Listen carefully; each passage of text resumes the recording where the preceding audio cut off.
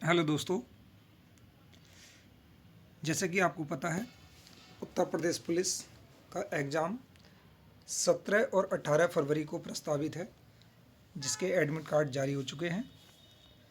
तो दोस्तों, इसी एग्ज़ाम को लेकर आज मैं थोड़ी सी आपको जानकारी देना चाहता हूं कि जो स्टूडेंट्स बिल्कुल न्यू हैं, पहली बार एग्ज़ाम देने जा रहे हैं,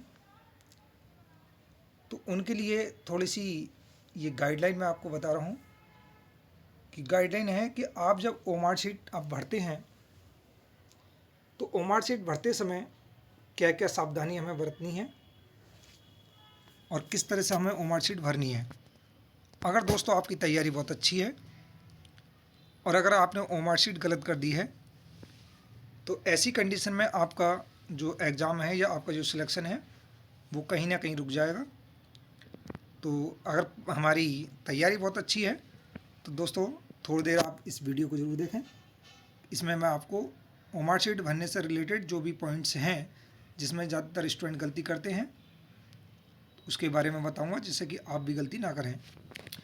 जैसे कि दोस्तों स्टार्टिंग में अगर कहीं भी ओमार शीट में अगर एग्ज़ाम में आपका नाम पूछा जाता है, ओमार शीट में नाम मेंशन है और वो आपको लिखना है, तो दोस्तों अपना नाम आप कैपिटल लेटर में लिखेंगे। जैसे कि मैंने ये कैपिटल लेटर में अपना नाम शो कराया है, इसी तरह से आपको भी अपना नाम वहाँ कैपिटल लेटर्स में लिखना है। अगर पूछा गया दोस्तों तब की बात बता रहा हूँ मैं, अगर नहीं पूछा है तो छोड़ दें, कोई नहीं। उसके बाद बढ़ते हैं नेक्स्ट पॉइंट में। नेक्स्ट पॉइंट आता है दोस्तों कि परीक्षा जो हमारी चल रहेगी उसमें किस डेट को आपकी एग्ज़ाम होना है, डेट ऑफ एग्ज़ाम आपको शो कराना है। अगर डेट ऑफ एग्ज़ाम है तो दोस्तों सबसे पहले आप डेज लिखना है कि कौन सी तारीख को है, उसके बाद कौन सा मंथ है और ईयर कौन सा है, तो वही आपके एडमिट कार्ड पे लिखा होगा, वही आपको ओमार शीट में भी दर्शाना है। उसके बाद आपसे दोस्तों पूछा जाएगा नेम ऑफ एग्ज़ाम सेंटर, कि एग्ज़ाम सेंटर का आपसे नाम या कोड वगैरह भी पूछा जाएगा जो आपके एडमिट कार्ड पे लिखा होगा। जो आपके एडमिट कार्ड पर कोड लिखा हुआ है, जब परीक्षा केंद्र लिखा हुआ है, वही आपको लिखना है।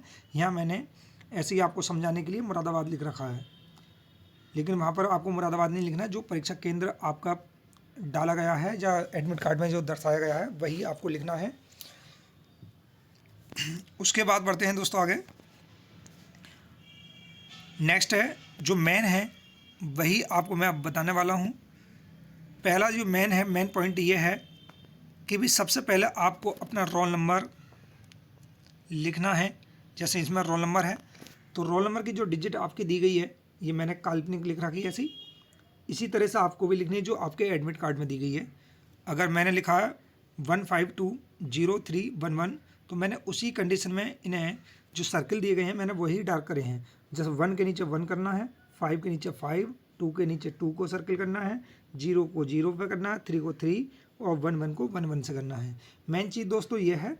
और उसके बाद सेकंड नंबर पर जो आपको ध्यान रखना है वो ये है कि आपकी बुकलेट संख्या जो है, बुकलेट नंबर, प्रश्न पुस्तिका संख्या जो आपसे पूछी जाएगी वो आपको मेंशन करनी है।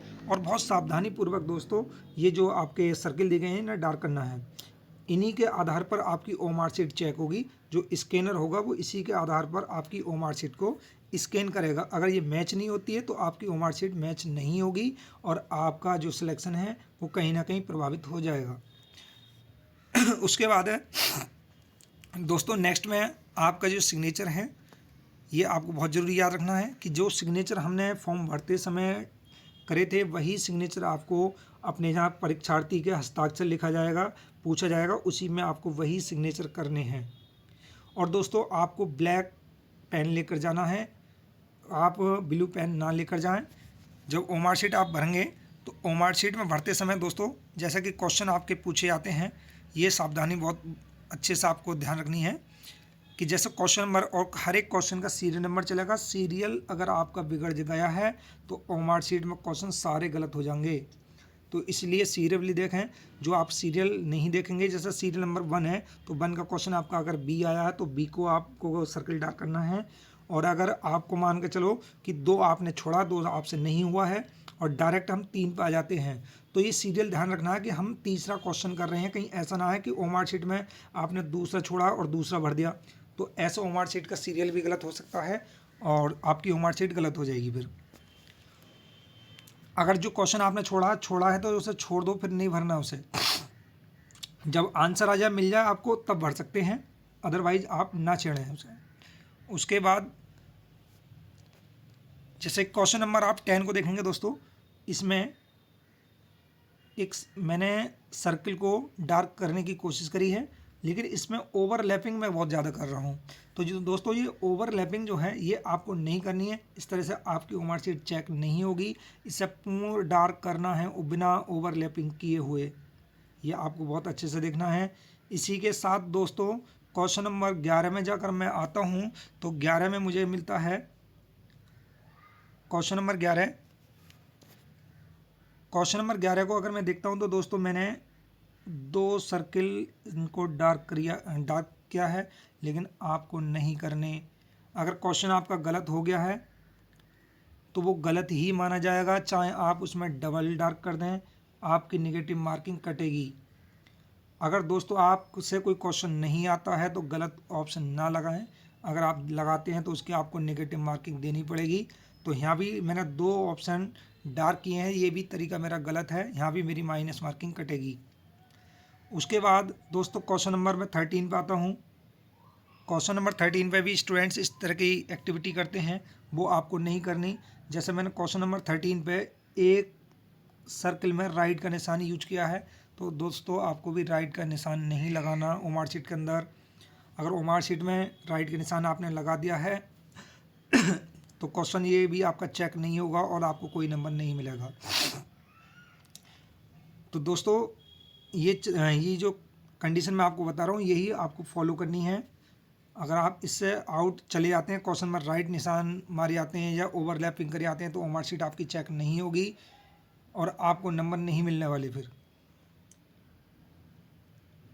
आगे दोस्तों, जैसे कि अगर कोई क्वेश्चन हमसे नहीं आता है, अब क्वेश्चन मैंने 28 को देखेंगे दोस्तों, मैंने एक क्वेश्चन तो इसमें डार्क कर दिया है, दूसरे पे मैंने आधा, इसमें पहले बी को करने वाला था, मुझे लगा कि मेरा आंसर ए है तो मैंने ए को डार्क कर दिया।